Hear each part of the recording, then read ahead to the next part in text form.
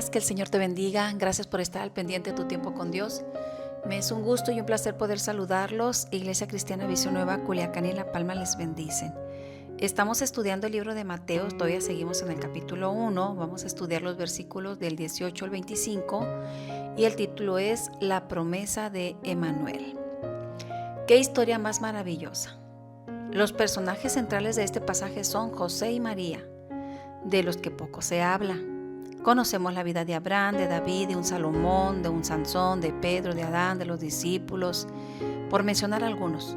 Pero poco hablamos de estos dos personajes de los cuales podemos aprender mucho. Primeramente, pues José era conocido como José el carpintero. La Biblia lo describe como un hombre íntegro, un hombre justo, un hombre de principios. Era temeroso de Dios, descendiente de David, y fue sensible a la dirección de Dios y dispuesto a hacer su voluntad, o sea, la voluntad de Dios, sin importar las consecuencias. Ahora, ¿quién era María? Al igual que José, ella estuvo dispuesta a aceptar la voluntad de Dios. Ella también tenía conocimiento de la palabra. Ella fue el vaso escogido por Dios para ser la madre de Jesús. Y en su cántico ella dice, me llamarán bienaventurada. Vamos a darle lectura a los versículos de este devocional. Dice, el nacimiento de Jesucristo fue así. María, su madre, estaba comprometida para casarse con José, pero antes que estuvieran juntos, se halló que ella había concebido del Espíritu Santo. José, su marido, como era justo y no quería difamarla, o sea, denunciarla públicamente, quiso dejarla secretamente. Y pensando él en esto, he aquí el ángel del Señor se le aparece en sueños y le dijo, José, hijo de David, no temas recibir a María por esposa, porque lo que en ella es engendrado del Espíritu Santo es. Y dará a luz un hijo y llamará su nombre Jesús, porque él salvará a su pueblo de sus pecados. Todo esto aconteció para que se cumpliese lo dicho por el Señor por medio del profeta cuando dijo, he aquí una virgen concebirá y dará a luz un hijo y llamará su nombre Emanuel, que significa Dios con nosotros. Y despertando José del sueño, hizo como el ángel del Señor le había mandado y recibió a María por esposa. Pero no la conoció hasta que dio a luz a su hijo primogénito y le puso por nombre Jesús. ¿Qué significaba el compromiso en la época en que vivió María y José? Bueno, el compromiso desposorio era un compromiso legal y constaba de 3 pasos para el matrimonio. 1. El compromiso. Este se podía hacer cuando la novia y el novio eran jóvenes y muchas veces los padres arreglaban los matrimonios. Luego venía el desposorio. Esto hacía que el compromiso fuera oficial y obligatorio. Durante el tiempo del desposorio, la pareja era conocida como esposo y esposa, y el desposorio solamente podía romperse a través del divorcio o fornicación. Durante ese tiempo, aproximadamente un año, el novio preparaba el lugar donde sería el lugar de ambos, mientras que la novia se preparaba para dejar su hogar y entonces se consumaba lo que era el matrimonio. Ahora imagínense por un momento, todo mundo sabe que ellos ya están comprometidos, a José le llaman o lo reconocen como el esposo de María y María como la esposa de José, pero todavía no habían llegado al matrimonio. Y ahora imagínate por un momento, José y María ya estaban comprometidos, estaban haciendo sus planes, estaban viendo su casita, qué muebles te gustan, cómo te gustaría que pusiera yo la ventana, bueno, en fin, de esos detalles que como cuando alguien se va a casar, ¿verdad? Que los dos se ponen de acuerdo.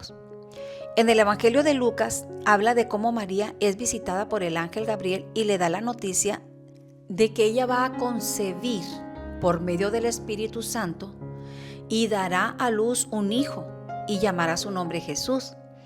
Ella no entiende cómo puede ser esto, pues dice la Biblia que ella contestó que no conocía a varón. Pero aún así, ella acepta la voluntad de Dios y dice, hágase conmigo conforme a tu palabra. Y ahora, ¿cómo le dice esto a José? ¿Cómo le da esta noticia? José, estoy embarazada, pero este hijo no es tuyo, es hijo de Dios. El Espíritu Santo me visitó. Increíble. ¿Cómo puede ser? ¿Cómo creer esto? Esto es ilógico. Y ahí está María radiante, llena de gozo, explicándole a José lo que había sucedido. Él solamente sabe que el niño no es suyo. Yo creo que él se marcha todo confundido, triste y sin saber qué hacer. Como también me imagino a María ver marchar a su amado, pues no creyó lo de su embarazo. José se encuentra en una decisión difícil. ¿Hace pública la noticia del embarazo de María y se divorcia de ella? Pero él sabe que María podría morir apedreada según la ley en Deuteronomio capítulo 22 del 23 al 24. Ahí lo puede leer usted detalladamente. Así que él decide dejarla a ella secretamente, actuando así con amor y justicia y no como un prometido despechado. Pero Dios tenía otro plan. Y en su plan perfecto trata con José a través de un sueño y le envía un ángel para confirmar que el embarazo es obra del Espíritu Santo y que no tuviera temor recibir a María por mujer. Y al despertar del sueño, José hizo como el ángel del Señor le había mandado y la recibió. Y no la conoció hasta que María dio a luz a su hijo primogénito y le puso por nombre Jesús. ¿Qué podemos aprender de José? Primeramente, antes que nada, fue un hombre temeroso de Dios. Fue un hombre obediente. No entendía, pero cuando le fue revelado, él cambió de planes rápidamente y supo que María no le había sido infiel. Su obediencia lo llevó a aceptar la voluntad de Dios como si fuera su voluntad. Él continuó con los planes del matrimonio y siguió adelante aunque otros no entendieran. José pudo ser el hombre olvidado en esta historia maravillosa, pero prácticamente se convirtió en un héroe, del cual muy poco hablamos.